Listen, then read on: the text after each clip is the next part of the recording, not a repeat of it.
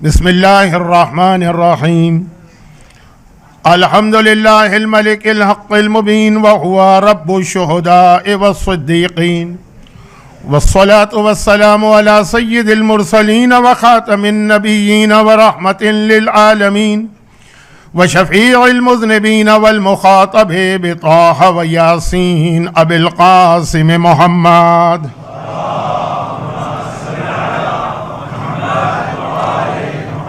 وآلہ الطیبین الطاہرین المعصومین الذین اذھب اللہ عنہم الرجس وطہرہم تطہیرا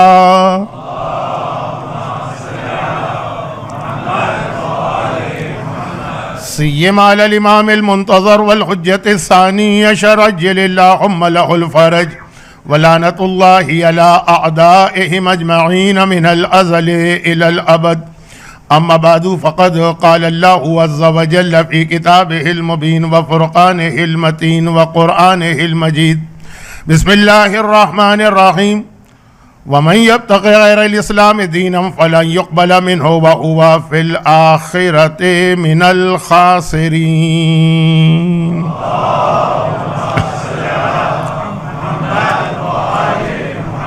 Practicing Islam in 21st century، یہ تو ہمارا اس 1446 ہجرہ کے ایام اضحیٰ کے پہلے عشرے کا سبجیکٹ ہے یا ٹاپک، لیکن کل رات کی مجلس سے اس کو ذرا کنیکٹ کرنا ہے۔ قرآن کریم کی جس آیت کی تلاوت کی گئی، سورہ آل عمران کی بہت مشہور آیت ہے، اعلان ہو رہا ہے جو اسلام کے علاوہ کسی اور دین کی پیروی کرے گا یا کسی اور دین کو فالو کرے گا فلن یقبل منہ، اس کا کوئی عمل قبول نہیں ہوگا، وہو فی الآخرۃ من الخاسرین۔ ہو سکتا ہے کہ اس دنیا میں تمہیں وہ بہت کامیاب نظر آئے، لیکن آخرت میں وہ نقصان اٹھانے والوں میں ہوگا۔ یہ آیت کا ترجمہ ہے۔ اس سے پہلے کہ میں کل رات کی مجلس اور اس آیت کو کنیکٹ کر کے اپنے اصل سبجیکٹ پر آؤں، ایک کامن سینس کی بہت چھوٹی سی بات عرض کر دی جائے، اور وہ یہ ہے کہ جب کبھی بھی کسی گورنمنٹ کی جانب سے، آرگنائزیشن کی جانب سے، اسٹیبلشمنٹ کی جانب سے ڈفرینٹ اناؤنسمنٹ ہوتے ہیں یا رولز بنائے جاتے ہیں، تو جو سب سے آخری ہوتا ہے، لیٹسٹ، وہی ویلڈ ہوتا ہے، اس سے پہلے والے سارے کے سارے کینسل ہوتے چلے جاتے ہیں۔ قرآن کریم کو سمجھنا ہو یا احادیث رسول کو، تو اس بات کا خیال کرنا پڑے گا کہ آخر میں، سب سے آخر میں کون سا حکم آیا ہے۔ یہ میں نے اس لیے عرض کیا کہ آج کل ایک تھیوری ہے تو پرانا نظریہ، لیکن 21st سینچری میں اس کو بہت پاپولر بنانے کی کوشش کی جا رہی۔ ویک ڈے کی مجلس ہے، نماز مغرب کا وقت بھی مجھے ذہن میں رکھنا ہے، زیادہ لمبی بات کر نہیں سکتا اپنے سبجیکٹ سے ہٹ کے، لیکن چونکہ یہ ایک بہت بڑا 21st سینچری کا ایک بہت بڑا پرابلم ہے۔ ہو سکتا ہے کہ اسی سینچری کو فتنے کی سینچری کہا جا رہا ہو۔ روایتوں میں تو ہے نا کہ آخری زمانے کے فتنے سے بچو، بٹ آخری زمانہ کسے کہتے ہیں، یہ خود ایک ایسی مسٹری ہے جو اسی وقت سالو ہوگی جب امام آئیں گے تو پتہ چلے گا کہ ان سے جسٹ بیفور کا زمانہ آخری ہے، بٹ ایک بہت بڑا فتنہ ہے، اور وہ یہ کہ اللہ تک پہنچنے کے مختلف راستے ہیں، مختلف طریقے ہیں۔ کسی بھی دھرم، کسی بھی ریلیجن پہ عمل کرو، وہ تمہیں اللہ تک پہنچا دے گا، اسلام ضروری نہیں۔ اچھا، اب یہ جہاں تک تھیوری کی بات ہے اس سے تو ہمارا کوئی تعلق نہیں، لیکن ہوتا یہ ہے کہ وہ قرآن کریم کی کسی ایک آدھ آیت کو کوٹ کرتے ہیں،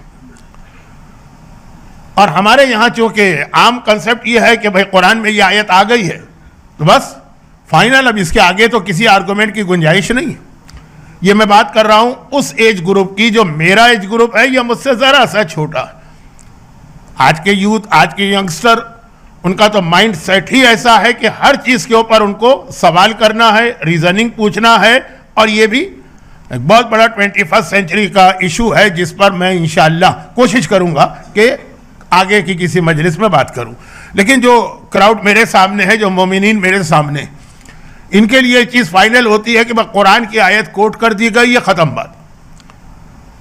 قرآن سے زیادہ ظلم کسی اور کتاب پر نہیں ہوا ہے. اسلام میں جتنے بھی فرقے ہیں, اگر 72 ہیں یا 73, ہر ایک اپنے فرقے کو پروو کرتا ہے اسی قرآن سے.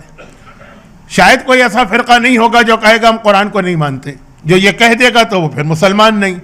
تو ہر فرقے کو اپنے مطلب کی بات اس قرآن کے اندر مل جاتی ہے, مس انٹرپریٹ کر کے یا آیت کو ٹویسٹ کر کے. تو اگر قرآن کریم کے سورہ بقرہ میں یا کہیں اور آگے چل کر کوئی ایسی آیت ہے جس سے یہ ظاہر ہو رہا ہو کہ چاہے تم کرسچن ہو, چاہے تم جوز ہو, چاہے تم ایتھسٹ ہو, چاہے تم ہندو ہو, چاہے تم کسی دھرم کے ماننے والے ہو, ہر ایک کو نجات ملے گی, بس کام اچھے اچھے کرو. اب جو لوگ قرآن پڑھتے ہیں ان کو پتا ہے کہ قرآن نے عمل صالح ہمیشہ بعد میں کہا ہے, پہلے ایمان کی شرط لگائی ہے. لیکن اگر کوئی ایک ایسی آیت مل بھی جائے تو خلاصہ یہ ہے کہ یہ دیکھنا پڑے گا کہ کیا اس کے بعد کوئی اور آیت نازل ہوئی ہے جس نے اس پہلے والی آیت کو ختم کر دیا ہو یا کینسل کر دیا ہو. یہ مسئلہ خالی اس تھیوری کے بارے میں نہیں, یہ مسئلہ پوری شریعت کے اوپر ہے کہ جہاں جہاں پہ بس واجبات و حرام کے مسائل کے اندر بھی ہم کو دیکھنا پڑتا ہے کہ سب سے آخر میں کیا آرڈر آیا. تو سورہ آل عمران قرآن کریم کا وہ سورہ ہے جس کی یہ آیتیں تقریباً پیغمبر کی زندگی کے آخر میں نازل ہوئی. بس آیہ مباہلہ اسی سورہ آل عمران کی شروع کی آیتوں کے اندر ہے جو پیغمبر کی زندگی کا لاسٹ ایئر تھا, اس وقت یہ آیت نازل ہوئی. تو اب یہ اعلان, فائنل اعلان یہ ہے کہ اسلام کے علاوہ کسی دین پہ عمل کرنے والے کا کوئی عمل قبول نہیں ہوگا. اب ایک سوال یہ کہ دنیا میں جتنی چیزیں ہیں, کل شیء ہالک, ہر چیز کی ایک ایکسپائری ہوتی ہے اور ایک ٹائم پیریڈ کے بعد دنیا کی ہر چیز ختم ہو جاتی ہے. تو کیا اسلام کی بھی کوئی ایکسپائری ہے؟ اسلام کے لیے بھی کوئی ہے ٹائم لیمٹ کہ اس کے بعد پھر یہ اسلام جو ہے وہ کام نہیں آئے گا اور اس کے بعد اس اسلام کا فائدہ نہیں؟ بھائی ایک انسان ہے, اس کی اپنی ایک ایکسپائری. اگرچہ جہاں تک میرا اندازہ ہے جب سے دنیا بنی اس وقت سے آدمی اس فکر میں ہے کہ کوئی ایسا اس کو کوئی ایسی دوا, کوئی ایسا طریقہ معلوم ہو جائے کہ وہ ہمیشہ ہمیشہ زندہ رہے. لیکن ہر ایک کی ایک ایکسپائری ہوتی ہے. دنیا کی مختلف چیزیں ہیں, ان سب کے اندر آپ یہ دیکھتے ہیں حتیٰ دنیا میں جتنے صحیح مذہب تھے, جو بالکل صحیح تھے, جو ٹرو ریلیجن تھے, کسی انسان کے بنائے ہوئے نہیں تھے, اللہ میڈ ریلیجن تھے, وہ سب کی بھی ایک ڈیٹ تھی نا, اس کے بعد وہ ایکسپائر ہو گئے. اب اس کے بعد وہ قبول نہیں ہوں گے, جو ابھی میں نے تھوڑی دیر پہلے آپ سے گزارش کی. تو کیا اسلام بھی ایسا ہی؟ اور کیا 21 سینچری کوئی ایسی سینچری ہے کہ جس کے اندر اب اسلام پریکٹیکل نہیں رہا؟ اس پر بات کرنا ہے. لیکن اس سے پہلے میں نے کہا کل رات کی مجلس سے ہمیں بات کو کنیکٹ کرنا. کامن سینس کی ایک بات ہے کہ انسان جب بھی کوئی چیز بناتا ہے نا تو خالی ایک چیز کا بنا لینا جو ہے وہ انف نہیں ہے, اس کے بعد اس کی مینٹیننس, اس کا پروٹیکشن اور اس کی حفاظت بھی ضروری ہے, ہر چیز. اب میں اگزامپل دوں تو یہ آپ حضرات کی توہین ہوگی کہ آپ کو یہ بچوں جیسی چیز سمجھائی جائے. مثلا بلڈنگ آپ نے بنائی, چاہے کتنی ہی بہترین بلڈنگ کیوں نہ بنائی ہو, لیکن بہرحال اس کا پروٹیکشن, اس کا مینٹیننس ضروری ہے, ورنہ وہ خراب ہو جائے گی. چھوٹی سے چھوٹی چیز سے لے کے بڑی سے بڑی چیز تک. خود انسان اپنے لیے بچہ پیدا ہو گیا ہے, خالی پیدا کر لینا کافی نہیں ہے, اس کا پروٹیکشن بھی ضروری ہے, مر جائے گا. تو اب یہ اسلام, اچھا اب یہ ہمارے آپ کے ہاں تو عبادتوں میں تو بات مشہور ہے نا, آپ نے نماز پڑھی, کیا نماز پڑھ لینا انف ہے یا اس نماز کو بچانا بھی؟ ایسا نہ ہو کہ آپ نے نماز پڑھی اور پھر کوئی ایسا عمل کیا کہ آپ کی نماز جو ہے وہ ضائع ہو جائے. اب یہ الفاظ جو کہ روایتوں میں آئے ہیں, ورنہ 2-3 چیزیں تو میں نے خود اپنی اس مختصر سی لائف میں, اچھا مختصر تو میں اس لیے کہتا ہوں جب اپنے آپ کو کمپیئر کرتا ہوں حضرت آدم اور نوح سے, ان کی جو ایج ہے نا اس کو دیکھتے ہوئے, ورنہ تو غالباً اس وقت اس پورے مجمع میں سب سے زیادہ ایج کا میں ہی ہوں گا. تو اب اس میں نے ایک تجربہ کیا کہ کچھ چیزیں ایسی جو ہمیشہ کوئی نہ کوئی آدمی کو بینیفٹ دے جاتی ہیں, ضائع نہیں ہوتی. مثلا چیریٹی کرنے والا, میں نے آج تک کسی چیریٹی کرنے والے کو کبھی پریشانی اور پرابلم میں نہیں دیکھا. یہاں تک کہ میں ایک بڑا خطرناک جملہ کہہ رہا ہوں, اور یہ جو اصل میں مسائل فقہ میں بیان کرتا رہتا ہوں، یہ اس سے کنٹراڈکٹ کر رہا، تو میں اس کو پروموٹ نہیں کر رہا ہوں یا اس کے فیور میں نہیں ہوں، لیکن میں اپنا ایکسپیرینس بتا رہا ہوں. یہاں تک کہ مال حرام سے بھی جو لوگ چیریٹی کرتے ہیں ان کو بھی میں نے دیکھا ہے کہ اس کا بینیفٹ ضرور ملتا ہے، چاہے آخرت میں سزا ملے، چاہے قبر کے اندر ان کو اس کا حساب دینا پڑے. لیکن کچھ چیزیں ایسی ہوتی ہیں، جیسے مثلا کوئی میڈیسن ہے، آپ کسی کی دکان سے چوری کر کے استعمال کر لیں گے تو یہ حرام اور گناہ تو ہے نا، لیکن جو اس کا فائدہ ہے وہ تو آپ کو ملے گا نا.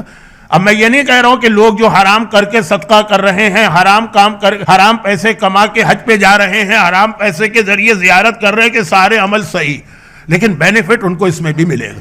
اور اس کی میں بہت زیادہ اور مثالیں بھی دے سکتا ہوں، لیکن ٹائم نہیں ہے. تو اسی میں نماز کبھی ضائع نہیں ہوتی.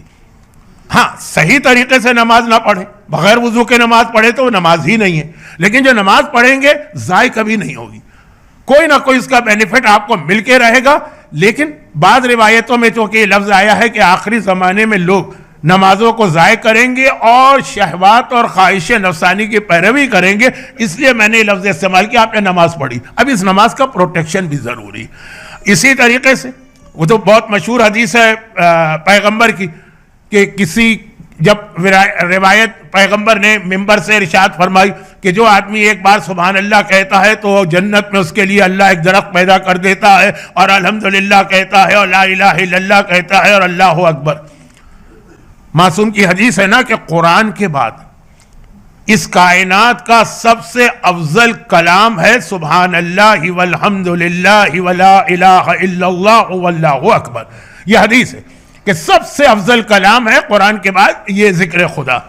نماز جعفر طیار تو وہ تو ہے اسی ذکر کے اوپر، اور اس کے بینیفٹ بھی آپ کو پتا ہے، اتنے بینیفٹ ہیں کہ نماز جعفر طیار کو نماز جعفر طیار نہیں کہا جاتا ہے، نماز حبوبہ یا نماز حبا کہا جاتا ہے، اسپیشل ایک گفٹ جو امت کو ملا. تو آپ سبحان اللہ والحمدللہ، جنت میں درخت. تو ایک مجمع میں بیٹھا ہوا ایک آدمی وہیں سے کھڑا ہو گیا نا کہ یا رسول اللہ، پھر تو جنت میں ہمارا کتنا بڑا باغ ہوگا، اس لیے کہ میں تو دن میں کبھی 500 مرتبہ کبھی 1000 مرتبہ سبحان اللہ والحمدللہ کہتا رہتا ہوں. پیغمبر نے کہا بہت بڑا باغ ہوگا، شرط یہ ہے کہ تم یہاں سے آگ بھیج کر اس درختوں کو جلا نہ دو. اور جب اس نے پوچھا آگ کیا ہے تو پھر وہ تفصیل آئی جو آپ بھی جانتے ہیں کہ ذکر خدا ہو کہ تلاوت قرآن ہو. بعض لوگ ایسا عمل کرتے ہیں کہ ضائع ہو جاتی ہے. میں ذرا سا ٹریک سے ہٹ گیا، ٹاپک سے ہٹ گیا، تو خلاصہ واپس کیا ہے کہ ہر چیز بنا لینا یہ بھی ایک بہت بڑی بات ہے، اور اس کے بعد پھر اس کی حفاظت کرنا. جیسے ابھی میں ذکر سن رہا تھا آپ نے محترم صفدر جعفر صاحب سے کہ ہسٹری آف خوجاز، کہ کس شخصیت کو آقا زین الدین مازندرانی نے بھیجا اور انہوں نے پھر آپ کو اس صحیح ٹریک کے اوپر رکھا. لیکن وہ تو انف نہیں نا، ان کا تو رول جو ہے وہ ہے، لیکن اس کے بعد اب اس کو اسی ٹریک پہ برقرار رکھنا مرتے دم تک، مرتے دم سے مطلب قیامت تک، یہ آپ کی اور ہماری ذمہ داری. اسلام وہ اللہ نے بھیجا اور اب اس کی ایکسپائری تو نہیں ہے، لیکن اب اس کی حفاظت. بہت مختصر یہ بات کر رہا ہوں، یہ میری 2 الگ الگ مجلسیں ہیں جس کے بیان کرنے کا ٹائم نہیں ہے، صرف 2 جملے. تو اسلام کی حفاظت کا انتظام اللہ نے کیا کیا ہے؟ غدیر خم. غدیر جو ہے وہ اسلام کے پروٹیکشن کا نام ہے، غدیر اسلام کی حفاظت کا نام ہے. غدیر اس کا نام ہے کہ اگر وہ نہ ہو تو اسلام بھی ایکسپائر ہو جائے گا اور ختم ہو جائے گا، جس طرح کرسچینٹی ہو چکی ہے، جس طرح یہودیت ہو چکی ہے، جس طرح باقی پرانے انبیاء کے مذہب ختم ہو چکے، کیونکہ کسی اور مذہب کے ساتھ غدیر نہ تھا. یہ اسلام کی خصوصیت ہے، اس کے ساتھ غدیر ہے. غدیر قیامت تک اسلام کو بچانے والی. غدیر کو صحیح معنوں میں سمجھیں. لیکن یہ میرا آج کا موضوع نہیں، میں نے کہا نا کل رات کی مجلس سے کنیکٹ کرنا.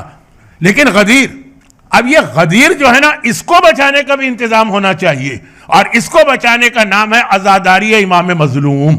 یہ جو عزاداری ہے، جو کل رات کو میں نے تھوڑا تذکرہ کیا تھا، اور ہم اور آپ تو کیا عزا کرتے ہیں جو عزا حسین کی ماں کرتی ہوگی. ایک تاریخ کی کتابوں میں، تاریخ تو نہیں کہہ سکتے لیکن کربلا کے واقعات میں ایک واقعہ لکھا. کربلا میں آج کل ایک زیارت کی جا رہی ہے، اور آج سے مطلب آج نہیں ہے، 100 سال سے، اس سے بھی پہلے سے، مقام علی اکبر. کیونکہ میری مجلس سے پہلے جو نوحہ پڑھا جا رہا تھا اس میں جناب علی اکبر کا ذکر بھی تھا، مقام علی اکبر. تو مقام علی اکبر یہ لکھا ہے کہ یہ بعض علماء نے مقام علی اکبر بتایا. یہ نہیں ہے کہ کربلا میں جو جہاد ہوا تو اس کے بعد وہاں کوئی بلڈنگ بن گئی یا مکان بن گیا اور وہ اب تک چلا آ رہا. اور اس کا ایک بہت ہی مشہور واقعہ ہے، لیکن میں بہت مختصر بیان کرتا ہوں تاکہ پتہ چلے کہ اصل عزاداری تو حسین کی ماں کرتی. اور وہ یہ ہے کہ جہاں یہ مقام علی اکبر ہے، یہی مکان، یہی ایک چھوٹا سا کمرہ یہ تھا. اور وہاں کسی کو نہیں پتا تھا کہ یہ کون سی جگہ. کربلا میں جو مخصوصی ہوتی اس میں آپ کو معلوم ہے کہ رہنے کا کتنا بڑا مسئلہ ہوتا. اب کربلا بڑا ہو گیا تو ہوٹل بھی بہت زیادہ ہو گیا. اس وقت کربلا بہت چھوٹا تھا. اور مخصوصی کے درمیان جب مخصوصی ہوتی ہے، کوئی چاہے 40 کی ہو، چاہے عاشورے کی ہو، اور چاہے عرفہ کی ہو، تو وہاں تو پھر ہر قسم کے ہوٹل، ہر قسم کے مسافر خانے وہ سب بک ہو جاتے ہیں، جگہ ہی نہیں ملتی ہے، لوگ سڑک کے اوپر آ کے بیٹھتے ہیں. اس کمرے میں جو آدمی رہتا تھا اگلی صبح کو مرا ہوا پایا جاتا تھا. یہاں تک کہ خود وہ مالک مکان جو تھا، جس کا وہ مکان تھا، اس نے وہ کمرہ رینٹ پہ دینا بند کر دیا تھا کہ جو وہاں سوتا ہے، آتا ہے زائر، وہ رینٹ پہ اس نے لیا، مگر ایک رات بھی نہ رہ سکا، اگلی صبح کو مرا ہوا پایا گیا.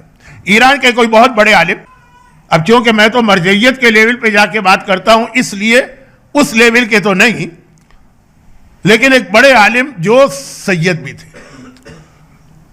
اور یہ ایک جملہ یاد رکھیے گا کہ جو واقعاً سید ہے، واقعاً سے مطلب یہ ہے کہ جن کا پورا فیملی ٹری شہزادی تک، وہ سب شہزادی کے محرم، یعنی شہزادی ان کے سامنے آئیں گی تو حجاب کی ضرورت نہیں ہے، اور وہ اگر شہزادی کی خدمت میں جائیں گے تو شہزادی ان سے حجاب نہیں کرے گی. اچھا، اب یہ اس کی تفصیل میں نہیں جا رہا، لیکن چونکہ واقعے میں ذرا سا کوئی ایسا ذکر ہونے والا ہے تو بجائے اس کے کہ بعد میں کوئی اعتراض کرے، میں نے کہا شروع میں اس کو ذرا واضح کر دوں. تو ایک غالباً 40 کا موقع تھا یا عرفے کا. کربلا کے اندر تل دھرنے کی جگہ نہیں، رہنے کی کوئی جگہ خالی نہیں ہے، صرف ایک کمرہ خالی. اور وہ بھی اس لیے خالی ہے کہ مالک مکان کہتا ہے کہ نہیں بھائی، میں رسک لینے کو تیار نہیں.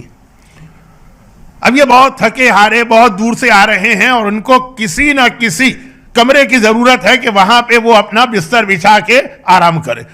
انہوں نے مالک سے کہا کہ ذمہ داری میری، تم سے کوئی آ کے سوال نہیں کرے گا. اس نے کہا لیکن میں گھبراتا ہوں. کہا نہیں، گھبراؤ نہیں.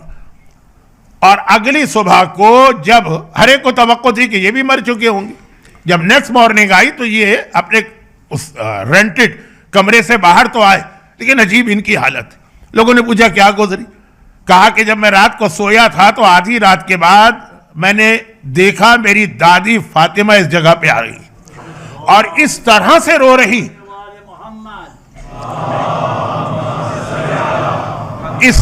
اس طرح سے گریہ کر رہی کہ کلیجہ پھٹ گیا، میرا ہارٹ فیل ہونے لگا. اور میری سمجھ میں آ گیا کہ اس سے پہلے جو لوگ رات کو یہاں آتے تھے اور مر جاتے تھے وہ اس گریے اور ماتم کی وجہ سے مر جاتے تھے. تو میں نے اپنی دادی سے پوچھا کہ دادی یہ کون سی جگہ ہے؟ کہا یہ وہ جگہ ہے کہ جہاں میرا اکبر گھوڑے سے زمین پہ برچھی کھا کے گرا تھا. مقام علی اکبر کی ایک مختصر سی میں نے تاریخ بتائی، لیکن اصل بتانا یہ کہ گریہ کرنے والی اور صفحے عزا بچھانے والی تو شہزادی کونین. اب یہاں سے ایک ربط ملائیے جو میں اکثر تفصیل کی مجالس میں بتاتا ہوں، آج تفصیل کا موقع نہیں ہے. اور ربط کیا؟ وہ یہ ہے کہ اسلام کو پروٹیکشن ملے گا غدیر سے، غدیر کو پروٹیکشن ملے گا امام حسین کی عزاداری سے، جس نے عزاداری پہ اٹیک کیا، جس نے عزاداری کو کم کرنے کی کوشش کی. وہ جملہ میں جو آدھا میں نے کہا اس کو کمپلیٹ کروں کہ کچھ چیزیں میں نے دیکھی ہیں کہ چاہے، اب میں وہ لفظ دوبارہ نہیں ریپیٹ کرنا چاہتا جو صدقے کے لیے میں نے کہا، چاہے غلط طریقے سے صدقہ دیا ہو، قبر میں جواب دینا ہے، قیامت میں حساب دینا ہے، یہاں پہ بینیفٹ ملیں گے. عزاداری کرنے والے کو بھی میں نے کبھی پریشان حال نہیں دیکھا ہے. ایک بار حسین کے لیے سارے آنسو بہا لو، تمہارے سارے پرابلم سالو ہو جائیں گے. اور یہ بات ذہن میں رکھیے گا، عزاداری پہ خرچ کیے جانے والے رقم میں کبھی کمی نہ آنے دیجیے گا، اس میں اضافہ ہی کرتے رہیے گا. آپ کے ذہن میں کبھی خیال نہ آ جائے کہ یہ عزاداری تو ہو ہی رہی ہے، ہر ایک کے گھر میں مجلس ہو رہی ہے، تو اگر ہم نہ کریں اس سال تو کیا ہوگا، یہ پیسے ہم کہیں اور خرچ کر رہے ہیں. یاد رکھیے گا اتنے بڑے بینیفٹ سے آپ اپنے آپ کو محروم کریں گے. موضوع ذرا سا بدل رہا ہے، میں جلدی سے اصل موضوع پہ آ جاتا ہوں. تو خلاصہ یہ کہ اسلام کو بچانا ہے تو غدیر کو لینا ہے، غدیر کو بچانا ہے تو عزاداری کو لینا ہے، اسلام کو اس دنیا میں لے کے آئے محمد مصطفیٰ، ان کے مشن کو بچانا ہے تو علی مرتضیٰ کو غدیر میں لینا ہے، اور علی مرتضیٰ کو بچانا ہے تو فاطمہ زہرا کی عزاداری کو لینا ہے۔ نعرہ حیدری! یہ پورا ایک سلسلہ، ایک چین ہے۔ آخری نبی جو 1,24,000 انبیاء کی محنتوں کو بچانے آئے ہیں، فاطمہ زہرا کے ذریعے سے ان کا مشن بچے گا، اور فاطمہ زہرا کا مطلب یہ عزاداری۔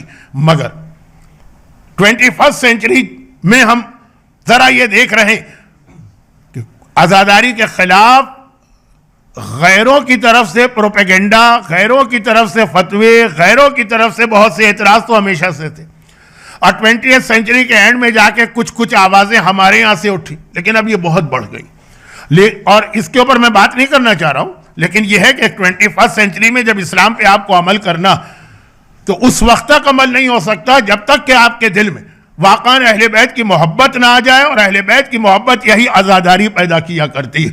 دیکھیں، یہ علم کو معمولی نہ سمجھیے، آپ کا بچہ جب اس کے آگے جا کے سر جھکاتا اور اس کو عقیدت سے بوسہ دیتا، یہ آپ نے ایک بیج اس کے دل میں بویا ہے محبت اہل بیت کا۔ اس تابوت کو آپ معمولی نہ سمجھیے، یہ ایک بیج آپ بو رہے ہیں۔ اگر ان چیزوں کو آپ نکال دیں گے تو بہت ہی میکینیکل قسم کا اسلام بنے گا، جس کے اندر کوئی محبت نہیں ہوگی، باقی باتیں بعد میں ہوں گی۔ لیکن اب یہ جو بات پہنچی، تو بات یہاں تک پہنچی کہ اسلام کو بچانا ہے تو غدیر کو، اور غدیر کو بچانا ہے تو عزاداری کو لینا ہے۔ اور اسی لیے ایک بہت ہی مشہور جملہ ہے کسی بڑے عالم کا۔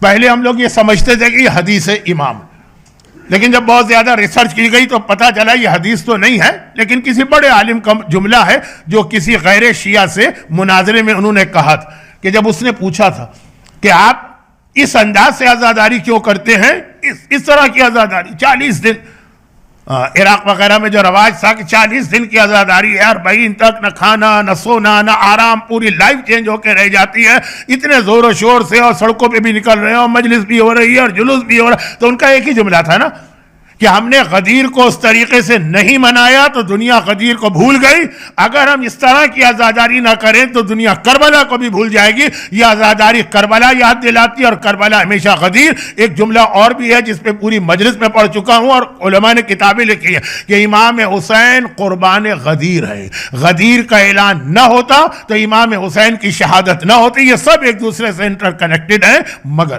بات گھوم کے وہیں آتی ہے کہ یہ ساری چیزوں کا، پھر یہ ساری چیزیں آپ کو لے کہاں جا رہی ہیں؟ عزاداری غدیر کو بچا رہی ہے، غدیر اسلام کو بچا رہا ہے، مگر خود اسلام ہے کیا؟ خود اسلام ہے کیا کہ جس کو بچایا جا رہا ہے؟ اسلام ایک ہی چیز کا نام، وہ خود ڈکشنری کھولی، ڈکشنری، اور دیکھیں اسلام کے معنی کیا۔ اسلام کے معنی بلائنڈلی فالو کرنا، ٹوٹل سرنڈر اور سبمیشن۔ اس کے بعد جہاں اسلام آ جائے اس کے بعد ایک ورڈ کبھی استعمال نہیں ہوتا۔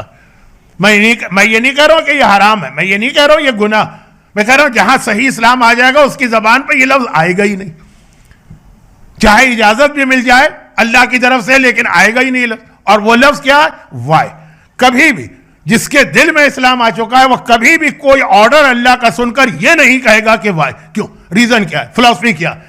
جیسا کہ میں نے کہا کہ یہ سوال حرام نہیں ہے، لیکن جہاں اسلام آ جاتا ہے۔ اب میں ایک چھوٹا سا واقعہ اور پھر پیغمبر کی مدینے کی زندگی کا ذرا سا وہاں کا جو ایٹماسفیئر بنا تھا۔ واقعہ یہ ہے کہ جب رسول اللہ ہجرت کر کے مدینے کی طرف آ رہے تھے تو اس سے پہلے اسلام تو مدینے میں پہنچ گیا تھا، بلکہ ہجرت سے 3 سال پہلے اسلام مدینے میں پہنچ گیا تھا۔ اور جب مدینے میں اسلام پہنچا تھا تو اس وقت تک اسلام میں مسجد کا کوئی کنسپٹ نہیں تھا۔ مکے میں جو مسلمان تھے وہاں تو کوئی سوال ہی نہیں ہے مسجد کا، بس وہی خانہ کعبہ اور اس کے ساتھ کھلا صحن۔ اور مدینے کے اندر بھی اب آپ میں سے جو لوگ عمرہ اور زیارت حج کر چکے ہیں وہ تو اچھی طرح سے جانتے ہیں کہ مسجد قباء اسلام کی سب سے پہلی مسجد جو رسول اللہ کی ہجرت کے موقع پہ بنی تھی، اس سے پہلے کوئی مسجد نہیں تھی۔ تو مدینے والوں نے ایک بیت الصلاۃ بنایا، لیکن مدینے والوں کی نماز میں ایک ٹیکنیکل پرابلم آ گیا جو مکے میں نہیں تھا۔ رسول اللہ مکے میں، مسلمانوں کا پہلا گروپ مکے میں، مدینے کے اندر تو ابھی ابھی اسلام پہنچا ہے، وہ مدینے کے کچھ لوگ۔ اچھا، یہ بھی ایک بہت انٹرسٹنگ چیز ہے اور ہمارے لیے ایک بہت ہی الارمنگ چیز ہے، وہ یہ ہے کہ مدینے والے جو بت پرست تھے، جو جن کے پاس شرک بھی تھا اور رسالت کا کوئی کنسپٹ ہی نہیں تھا، مشرکوں کے پاس رسالت کا کنسپٹ نہیں، اور وہاں یہودی بھی رہتے تھے برابر سے، اور یہودیوں کے پاس رسالت کا کنسپٹ تھا پورا. مشرک بھی ان کو نہیں کہیں گے، آپ کو پتا ہے کہ اہل کتاب کہا جاتا، اور رسالت کو بھی مانتے تھے. انہیں رسول اللہ کو پہلے ماننا چاہیے تھا، ان کے پاس تقریباً 50% تو عقیدہ تھا. اچھا ہوا کیا؟ ٹونٹنگ. کبھی آپ کسی کو بہت زیادہ ٹونٹ کریں اور تانا دینا تو اس کا کوئی پازیٹیو رزلٹ بھی نکلتا. مدینے کے اندر جو کافر تھے وہ وہاں حکومت کر رہے تھے، اور یہودی وہاں پہ سیکنڈ گریڈ کے سٹیزن تھے، حکومت نہیں تھی ان کے ہاتھ میں، ان پہ ظلم بھی ہوتا تھا. اور جب کبھی بھی زیادہ کوئی پرابلم میں آتا تھا وہ ایک ہی جملہ کہتا تھا، یاد رکھو موسیٰ کے سلسلے کا ایک آخری نبی آنے والا ہے. ہم تو نبیوں کو مانتے ہیں نا، ہم تو اس کا ویٹ کر رہے ہیں، ویٹ آنے دو اس کو. اس کے بعد اس کی دنیا میں، پوری دنیا میں حکومت ہوگی، وہ ہمارا ہوگا، پھر ہم تم سے گن گن کے بدلے لیں گے. تھوڑی اگر اردو میری مشکل ہو رہی ہے تو معاف کیجیے گا. پھر ہم تم سے اس کا ریونج لیں گے اور بدلہ لیں گے. 1 بار 2 بار 50 بار 10 سال 40 سال 100 سال 200 سال، جب کبھی بھی ان کے اوپر ظلم ہوتا وہ پلٹ کے ایک ہی جواب دیتے ہیں کہ اس وقت تو ہم کمزور، حکومت تمہاری، تم مدینے کے رولر، لیکن ہمارا وقت بھی آنے والا، ہم انتظار کر رہے ہیں، ہمارا وہ لیڈر آنے دو، پھر دیکھنا کہ ہم کیسے تم سے بدلہ لیں گے. مسلسل جب یہ مدینے کے کافروں نے، بت پرستوں نے، مشرکوں نے سنا تو آہستہ آہستہ اب عقیدے کو نہیں مانا لیکن دل میں بات بیٹھتی گئی. جب یہ خبر مکے سے آئی کہ وہاں ایک آخری رسول آ چکا تو اب ان لوگوں نے میٹنگ کی کہ کہیں یہ وہ آخری رسول وہی تو نہیں ہے جس کا یہودی ذکر کرتے ہیں. چلو تم پہلے جا کے اس کو مان لو، اس سے پہلے کہ یہودی اس کو مانے اور پھر وہ ہمارے اوپر حکمران ہو جائے، ہم جا کے پہلے اس کو مان لیتے ہیں تاکہ وہ ہمارا بن جائے. اور یہ کہہ کے وہ پہنچے وہاں پہ. پھر اسود ابن زرارہ کا ایک واقعہ بھی ہے جو موقع ملا تو کل یا پرسوں پڑھوں گا. یہودیوں کی ٹونٹنگ کے نتیجے میں مدینے والوں کے پاس رسالت کا عقیدہ نہیں تھا، لیکن پیغمبر کے حوالے سے وہ ایک مرتبہ الرٹ ہو گئے تھے. اور جیسے ہی پیغمبر کے آنے کی خبر سنی، جا کے چیک کیا، اور جب ان کے دل نے گواہی دی کہ یہ سچا رسول ہے تو کہا اس سے پہلے کہ یہودی اس کو مانے تم مان لو. اور پھر اس طرح مدینے میں اسلام پہنچا. ہم میں سے کچھ لوگ، کیونکہ میرا ایک طریقہ کار ہے کہ ایام اضحیٰ کے پہلے اشرے میں ایک مجلس کو امام زمانہ پہ پڑھتا ہوں، تو اس کے لیے ایک جملہ آج کہہ رہا ہوں، تفصیل بعد میں آئے گی جو مجلس ہے. کہیں ایسا نہ ہو کہ یہی اینٹی کلائمیکس ہمارے ساتھ ہو جائے. دنیا ہم پر ظلم کر رہی ہے، جگہ جگہ ہمارے اوپر. آپ دیکھیں دنیا کے مختلف علاقے، ہر قسم کی ہر طاقت ہمارے اگینسٹ استعمال ہو رہی. ہماری نسلیں جینوسائڈ کیا جا رہا، ہمارے بچوں کے لاشیں ہماری آنکھوں کے سامنے سے گر رہے، ہمارے بزنسز تباہ کیے جا رہے. اور ہمیں ایک اطمینان ہے کہ ہمارا ایک سرپرست، ہمارا ایک پروٹیکٹر ہے، ہمارا ایک ولی ہے، ہمارا ایک آقا ہے، وہ حفاظت کر رہا ہے. جب وہ آئے گا تو پھر ہماری حکومت ہوگی، پھر ہم دیکھیں گے کہ جن جن نے ہم پہ ظلم کیا ان سے ہم کو بدلہ لینا. ایسا نہ ہو کہ الٹا ہو جائے. معلوم ہوا کہ ہم یہی سمجھتے رہے، اور جب امام آئے تو ہم سے پہلے وہ جو آج امام کے دشمن ہیں، ہم سے پہلے وہ امام کے ہاتھ پر بیعت کر کے امام کی فوج میں شامل ہو جائیں اور وہ کامیاب ہو جائیں اور ہم ناکام ہو جائیں. یہ خطرہ روایتوں میں آیا بھی کہ امام کا انتظار کرنے والے امام کے اگینسٹ ہوں گے اور امام کا انکار کرنے والے امام کی آرمی کو جوائن کریں گے. اچھا اب یہ باقی باتیں تو اس مجلس میں ہوں گی جو امام زمانہ کے حوالے سے ہونے والی ہے. تو اب اسلام پہنچ گیا مدینے اور یہودیوں کی ٹونٹنگ کی وجہ سے پہنچا. اچھا خالی ٹونٹنگ نہیں، پھر انہوں نے اپنا ڈیلیگیشن بھیجا تھا جس نے جا کے رسول خدا کو چیک کیا تھا. کیسے چیک کیا تھا؟ ویسے تو مشہور واقعہ ہے اسعد ابن زرارہ کا، لیکن شاید مجھے شارٹ میں بیان کرنا پڑے تو اب آ گیا اسلام. مکے کے اندر مسئلہ یہ تھا، مکے میں ایک مسئلہ نہیں تھا جو مدینے میں ہوا. وہ کیا تھا؟ مکے کے اندر آپ خانہ کعبہ کے صحن میں ایسے ڈائریکشن میں کھڑے ہو کے نماز پڑھ سکتے ہیں. ویسے تو خانہ کعبہ کے صحن میں آپ چاروں طرف، کعبے کی 4 دیواریں، چاروں طرف نماز پڑھ سکتے ہیں. لیکن اگر وہ جو رکن یمانی اور حجر اسود کے درمیان والی دیوار جہاں ربنا آتنا فی الدنیا حسنہ وفی الآخرۃ حسنہ وقنا عذاب النار کی دعا پڑھی جاتی ہے طواف کے بیچ میں، اگر آپ اس طرف کھڑے ہو کے نماز پڑھیں تو کعبہ بھی آپ کے سامنے ہوگا، اور کعبے ہی کے ڈائریکشن میں مدینہ بھی آپ کے سامنے ہوگا، اور مدینے کے ڈائریکشن میں پھر بیت المقدس بھی آپ کے سامنے ہوگا۔ بیت المقدس جو اسلام کا پہلا قبلہ، اور اس میں بھی ایک بہت انٹرسٹنگ لفظ قرآن کریم کے سورہ بقرہ کی پارہ سیقول کے فرسٹ پیج پر آیا۔ میں نے بہت ہی آپ کے لیے آسان ریفرنس دے دیا، وہ پھر بعد میں کیجئے گا۔ بہت ہی ایک اہم لفظ قرآن نے استعمال کیا ہے کہ ہم نے قبلہ کیوں چینج کیا، لیکن ہر ایک کو پتا ہے پہلا قبلہ ادھر تھا۔ تو مکے میں آپ ایسی پوزیشن میں کھڑے ہو کے نماز پڑھ سکتے تھے کہ کعبہ بھی آپ کو مل جائے اور کعبے کے پیچھے بیت المقدس بھی آپ کو مل جائے۔ بالکل پاسبل ہے، مسلمان اسی طرح نماز پڑھ رہے تھے مکے میں۔ خود اللہ کے رسول بھی جو خانہ کعبہ کے صحن میں نماز پڑھتے تھے تو اسی طرف، شاید آپ کے علم میں ہو کہ خانہ کعبہ کا جو صحن جس میں ہم طواف کرتے ہیں وہ مختلف قبیلوں میں تقسیم تھا، اور حجر اسود والا علاقہ بنی ہاشم کو دیا گیا تھا جہاں حضرت عبد المطلب اور بعد میں حضرت ابو طالب روزانہ صبح کو بیٹھتے تھے۔ یہ کچھ زیادہ میں ڈیٹیل میں چلا گیا، لیکن یہ مکہ تھا۔ مکے کے اندر، مکے کے نارتھ میں مدینہ ہے، مدینہ کے نارتھ میں سیریا، بیت المقدس۔ تو اب یہ ایک ڈائریکشن بن سکتا ہے۔ مدینے میں مسئلہ یہ نہیں۔ اب دیکھیں کتنے چہرے مجھے نظر آ رہے ہیں جو عمرہ بھی کر چکے ہیں اور حج بھی، اور عمرہ اور حج کا مطلب ہے کہ آپ نے مدینے کی مسجد ذو قبلتین بھی دیکھی ہوئی ہے، جہاں دو قبلے، جہاں قبلہ چینج ہوا تو وہاں پہ قبلے دونوں جو تھے بالکل ایک دوسرے کے اپوزٹ ڈائریکشن میں۔ مدینے سے نارتھ میں ہے بیت المقدس اور ساؤتھ میں ہے مکہ۔ اب اگر آپ بیت المقدس کا رخ کریں تو کعبے کی طرف آپ کی بیک ہو جائے گی، اور کعبے کی طرف رخ کریں تو بیت المقدس کی طرف بیک ہوگی۔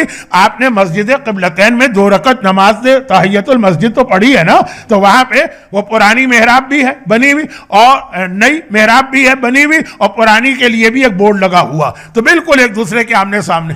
اب مدینے کے اندر جب اسلام پہنچا، رسول نہیں آئے، رسول مکے میں، اور پیغمبر نے کہا کہ نماز شروع کرو، کیونکہ کوئی اسلام وداؤٹ نماز نہیں، اسلام وداؤٹ نماز پاسبل نہیں۔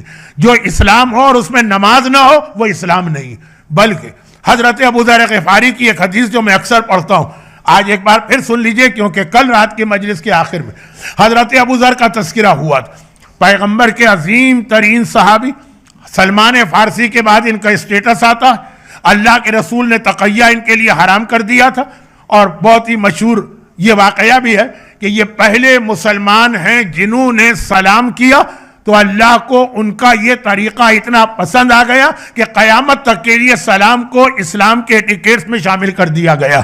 یہ پہلی شخصیت جب رسول اللہ سے ملاقات ہوئی تھی تو جیسے ہی پیغمبر کا چہرہ دیکھا بے اختیار ان کی زبان پہ السلام علیکہ آیا، وہاں سے اسلام میں سلام داخل ہوا۔ تو یہ ابوذر، بہت ان کے حالات تو نہیں بتانا ہے ورنہ ان کے حالات بھی بڑے انٹرسٹنگ ہیں، صرف اتنی سی بات کہ حضرت ابوذر غفاری یہ کہتے ہیں کہ رسول اللہ کے زمانے میں ہمیں ایک پرابلم مدینے میں آ کے ہوا، مکے میں بھی تھا لیکن مکے میں اتنا بڑا نہیں تھا، مدینے میں، اور وہ یہ تھا کہ مدینے کے اندر لیٹس جوائن دیم والی بات تھی کہ مدینے کے اندر منافقین پیدا ہو گئے، بن گئے منافقین، کیونکہ مدینے میں رسول ایز اے رولر آئے تھے تو بہت سارے لوگ اسلام کو دل سے نہیں مانا، طاقت کی وجہ سے مان لیا، اور اب ہمارے لیے دونوں کو پہچاننا مشکل ہو رہا تھا، خاص طور پر ابوذر کے لیے، کیونکہ ابوذر جو تھے ان کو رسول نے خاص مشن پر مدینے کے باہر بھیج دیا تھا۔ اب یہ ساری چیزیں نہیں بتا رہا ہوں ورنہ آج کی مجلس ایام ازا کی مجلس کے بدلے ابوذر کے حالات کی مجلس بن جائے گی۔ خلاصہ یہ ہے کہ کہہ رہے ہیں کہ جب میں مدینے آتا ہوں تو معلوم ہوا کہ مسلمانوں کی تعداد یا نمبر بہت بڑھ جاتا ہے۔ جب بھی میں آتا ہوں، جیسے آپ حضرات کا تجربہ ہوگا کہ جب بھی آپ 40 میں کربلا کی زیارت پہ جاتے ہیں، ہر سال نمبر پریویس ایئر سے زیادہ ہی ہوتا جاتا ہے، ہر سال یہ تعداد بڑھتی جاتی ہے۔ ایام ازا میں آپ نے دیکھا ہوگا کہ ہر سال عزاداروں کی تعداد بڑھتی ہی چلی جاتی ہے، کیسا ہی امام باڑہ بنا لے، کتنی ہی آپ لانگ ٹرم پلاننگ کر لے، وہ ہمیشہ چھوٹا ہی پڑتا آپ کو نظر آئے گا۔ تو اب یہ ہے کہ مدینے کے اندر بھی اسلام بڑھ رہا ہے کیونکہ پیغمبر کے ہاتھ میں اب حکومت بھی آ گئی، اور بدر و احد میں کافروں کی شکست کے بعد تو پتہ چل گیا ہے کافروں کو کہ اسلام کو ہم بیٹل فیلڈ میں تو ہرا نہیں سکتے ہیں، تو اب منافق بڑھتے جا رہے۔ جو ریگولر پیغمبر کے پاس بیٹھا ہوتا ہے وہ پھر بھی اس کو تھوڑا اندازہ ہوتا لیکن جو کبھی کبھی آتا ہے یہ بہت ریگولر نہیں ہے. ابو ذر کہتے ہیں کہ میں پریشان تھا کہ اب یہ نئے لوگ ہیں, اس میں مسلمان کون ہے یعنی صحیح ٹرو مسلم, اور منافق کون, پتہ ہی نہیں چل پاتا تھا. کیونکہ منافق تو اسے کہتے ہیں نا بالکل مسلمان, بلکہ ٹرو بلیور اور مومن سے زیادہ وہ آپ کو نظر آئے گا جوشیلا, ایسا لگے گا اس سے بڑا آج تک نبی بھی شاید کوئی اتنی عبادت نہ کرے جتنی منافق کرتا. تو اب منافق خاص طور پر زبانی عبادت, زبانی باتیں کرنا کوئی منافقوں سے سیکھے. تو ابو ذر نے کہا کہ میں نے رسول اللہ سے ایک ریکویسٹ کی کہ یا رسول اللہ آپ مجھے کوئی ایسا طریقہ بتا دیں, کوئی ایسا کرائیٹیریا بتا دیں, کوئی ایسا فارمولا بتا دیں کہ اگر مجھے کبھی پہچاننا ہو کہ مومن کون ہے اور منافق کون ہے تو میں آسانی سے پہچان لوں. تو پیغمبر نے پہلی بات تو وہی کہی جو ہمارے بچے کو معلوم ہے اور قیامت تک کا یہ فارمولا, کہا کہ مومن اور منافق کی اہم ترین پہچان ہے علی کا ذکر. جب علی کا نام لیا جائے مومن کا چہرہ گلاب کی طرح کھل اٹھے گا, منافق کا چہرہ اتر کے رہ جائے گا. چہرے دیکھ لیا کرو, چہرے دیکھ لیا کرو کہ علی کا نام سن کے کس چہرے پہ مسکراہٹ آ رہی ہے, واقعا لگ رہا ہے کہ دل سے خوش ہے, اور کس چہرے پہ نحوست برسنے لگ رہی ہے, ابوسن قمطریرہ بن گیا. کہا یہ پہلی چیز. لیکن بعض اوقات کچھ ایسے کمپلیکیشن انسان میں آ جاتے ہیں کہ ایک ٹیسٹ سے کام نہیں چلتا. اچھا میں ذرا اپنی مثالیں دیتا ہوں تو لوگ کہتے ہیں مولانا آپ امام حسین کے حالات تو کم پڑھتے ہیں, اپنے حالات زیادہ پڑھتے ہیں. وہ کچھ مجبوریاں ہوتی ہیں. مثلا کیا مثالیں دیتا ہوں کہ میں ایک بہت پرانا ڈائبیٹک پیشنٹ ہوں اور اس کے بہت سارے کمپلیکیشن کی وجہ سے مومنین کو بتانا پڑتا کہ آج یہ پرابلم ہوگا, آج یہ پرابلم ہوگا, آئی سائٹ اتنی ویک ہے کہ سامنے بیٹھا مومن بھی مجھے نہیں پتا چلتا. واقعا صحیح بات کہہ رہا ہوں. ایک جملہ میں کہتا ہوں جو تھوڑا مذاق ہے تھوڑا سیریس ہے. اتنی میری آئی سائٹ ویک ہے کہ اب عورتیں اگر میرے سامنے بغیر حجاب کے بھی آ جائیں تو شرن جائز ہو سکتا ہے. لیکن خبردار یہ کام کیجیے گا نہیں, خواتین سے کہہ رہا ہوں. لیکن یہ ایک منزل آ جاتی ہے کہ نظر ہی نہیں آتا, پتہ ہی نہیں چلتا کہ عورت ہے کہ مرد ہے, کہ یہ اس کے بال ہیں کہ اس کی چادر ہے. تو خلاصہ یہ ہے کہ میرا کچھ ذرا کمپلیکیٹڈ کیس ہے. وہ جو شوگر کے ٹیسٹ ہوتے ہیں نا, وہ ساری ڈاکٹر نے دوائیں بتائی, انسولین بتائی, نئی انسولین, پرانی انسولین, جتنی بھی ٹرولوسٹی, اوزمپک, جتنی بھی مینجرو, جتنی نکلتی جا رہی ہیں وہ سب کے سب بتاتے ہیں. اور اس کے بعد بھی معلوم ہوا کہ ٹیسٹ بہت خراب آتے ہیں.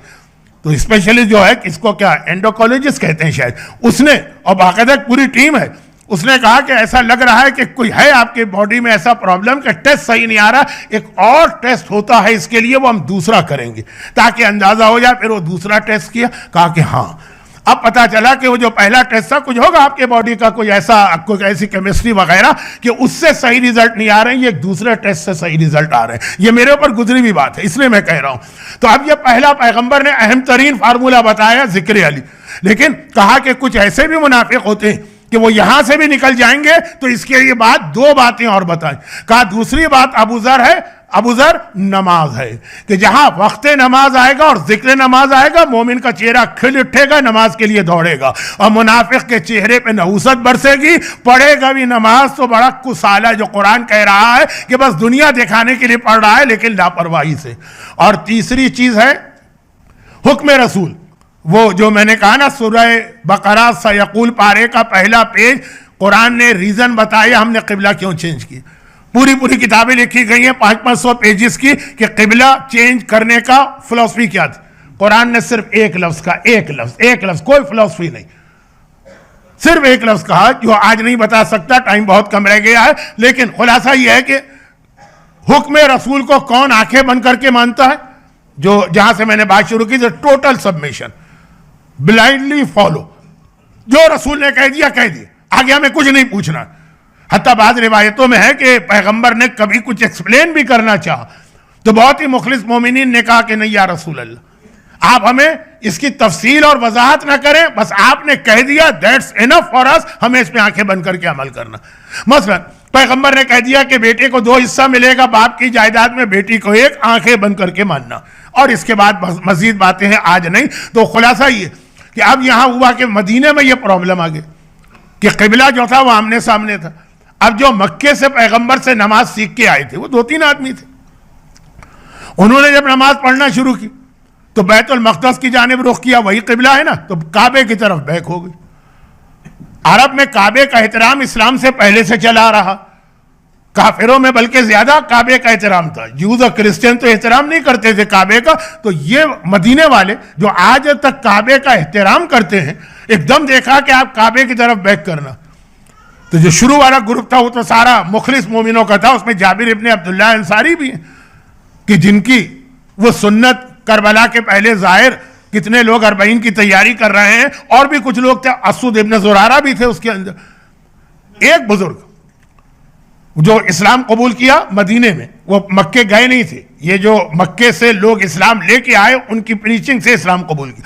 انہوں نے کہا میری عقل, میرا مغز اس بات کو قبول نہیں کرتا کہ جب ہم کافر تھے تب تو ہم کعبے کا اتنا احترام اور رسپیکٹ کرتے, اور اسلام کے آنے کے بعد ہم کعبے کی طرف بیک کریں گے. نہیں, تم لوگ غلط کہہ رہے ہو, رسول کبھی ایسا حکم دے ہی نہیں سکتے. آج بھی مجھے کتنے ہی ایسے مومن ملتے ہیں کہ اسلام میں یہ ہو ہی نہیں سکتا ہے, ایسا کوئی فتویٰ آ ہی نہیں سکتا, اگر ایسا فتویٰ آ رہا ہے تو میں اسلام چھوڑنے کو تیار ہوں. ایسے لوگ بھی, ابھی وقت نہیں ہے کہ میں ذرا ان کے جملے کوٹ کروں. خلاصہ یہ ہے کہ انہوں نے کہا کہ میں تو کعبے کی طرف ڈائریکشن میں نماز پڑھوں گا, تم دیکھو یہودیوں کے قبیلے. اچھا, مدینے میں یہ ٹینشن تو آلریڈی ہے نا کافروں اور یہودیوں میں, کا ان کا قبلہ تم دیکھو. اور وہ پوری نمازیں کعبے کی طرف بیک کر کے پڑھتے رہے. نیکسٹ ایئر جب یہ مسلمان مدینے والے ہر سال حج کے موقع پہ رسول سے ملاقات کرتے تھے, نیکسٹ ایئر جب ڈیلیگیشن گیا, وہ بزرگ نے کہا میں خود جاؤں گا اور خود پیغمبر سے سنوں گا. چنانچہ اس بڑھاپے میں وہ گئے مکے میں, پیغمبر سے ملاقات ہوئی. پیغمبر نے کہا کہ جو تمہارے ساتھی کہہ رہے ہیں بالکل صحیح. یا رسول اللہ, ہم کعبے کی طرف بیک کر کے نماز پڑھیں, یہ کیسے ہو سکتا ہے؟ کہا کہ آرڈر از آرڈر, اللہ نے یہ کہا ہے آج کعبے کی طرف بیک کرو تو تمہیں بیک کرنا پڑے گی, اور ان سے وہ نمازیں پڑھوائی گئیں. یہ ہے اسلام کا مطلب, ٹوٹل سرنڈر. اپنی عقل لے کے نہ آئیے اپنی طرف سے فلاں چیز رسپیکٹ ہے, فلاں چیز ڈس رسپیکٹ ہے, یہ فتویٰ مجتہد کا کیسے آ گیا, وہ فتویٰ مرجع کا کیسے آ گیا, اس کو ایک طرف رکھ کے پھر آگے بڑھیے. بالکل ہاں, میں نے کہا نا کہ اگر آپ کے ذہن میں کوئی خیال آئے, وائے پوچھنے کا حق تو ہے آپ کو, لیکن ہر چیز میں نہیں. اور یہ حق بھی وہ لوگ استعمال کریں جو وائے کی وجہ سے اسلام پہ عمل کرتے ہیں, لیکن جو لوگ صرف اس لیے عمل کرتے ہیں کہ رسول نے کہا. شہید باقر صدر کا ایک جملہ ہے کہ یہ بھی تاجروں والی عبادت ہوتی ہے. مولا کی حدیث ہے نا, وہ تاجروں کی عبادت, یہ بھی تاجروں کی عبادت ہوتی ہے کہ پہلے کسی چیز کا بینیفٹ بتاؤ پھر ہم عمل کریں گے. تو بینیفٹ بتاؤ گے تو ایک نان مسلم بھی عمل کر لے گا. مسلمان تو کہتے ہی اسے ہیں کہ کوئی بینیفٹ نہیں ہے یا میری عقل میں نہیں آ رہا, لیکن رسول نے کہا ہے تو مجھے آنکھیں بند کر کے ماننا ہے جو وہ کہہ دے. جس طرح سے بعض علماء یہ جملہ پڑھا کرتے, فاطمہ صغریٰ نے اپنے بابا کا حکم مانا تھا, دل نہیں مان رہا تھا. آج کے مصائب کا جو آخری جملہ ہے نا, آخری جملہ, اس سے کل کی مجلس کے شروع میں ایک بہت اہم میسج آپ تک پہنچے گا. جملہ مصائب کا ہے اور میسج آپ کی پریکٹیکل لائف کا. ذرا سوچئے تو, ایک ننھی سی بچی بیمار بھی ہے, گھبرا بھی رہی, گھر والوں کے ساتھ ہے. بیماری میں تو آدمی کو چاہیے نا گھر والوں کا ساتھ, اور ایک دم اس کو پتہ چلے کہ تمہارا سارا خاندان, ساری فیملی, سارا کٹم, یہ سب لوگ تمہیں چھوڑ کے جا رہے ہیں اور تم اکیلے ہو. ٹھیک ہے, خاندان کی بہت بزرگ عورتیں تھیں, لیکن ان کی اور صغریٰ کی جو ایج کا فرق ہے اس کو ذہن میں رکھ کے بات کیجیے گا. 28 رجب کا قافلہ تیار ہوا, جو کل مصائب پڑھے تھے آج آخری پڑھنا ہے. عموماً آج کی رات کو کربلا پہنچنے کے مصائب پڑھے جاتے ہیں, لیکن چونکہ کربلا میں آقا حسین عصر کے بعد پہنچے, 2 محرم, کل جو ہماری مجلس ہوگی نا 2 محرم کی, اس کے اندر وہی ٹائم آئے گا, اس لیے یہ کربلا پہنچنے کے مصائب کل ہوں گے. آج تو 28 رجب کا سیکوینس کمپلیٹ ہو, کیونکہ میرے موضوع سے بھی میچ کر گیا.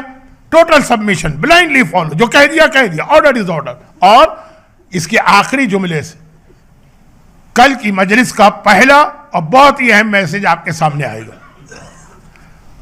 ایک مرتبہ 28 رجب کا قافلہ تیار ہو رہا, اونٹ بھی آئے, محملیں ہیں, اماریاں ہیں, محلہ بنی ہاشم میں بہت ہی اسٹرکٹ قسم کا سیکیورٹی کا انتظام بھی ہے, پہرا بھی لگ گیا. عباس سے علمدار نگرانی کر رہے, کوئی نامحرم تو نامحرم, ممیز بچہ بھی ادھر سے نہ آنے پائے.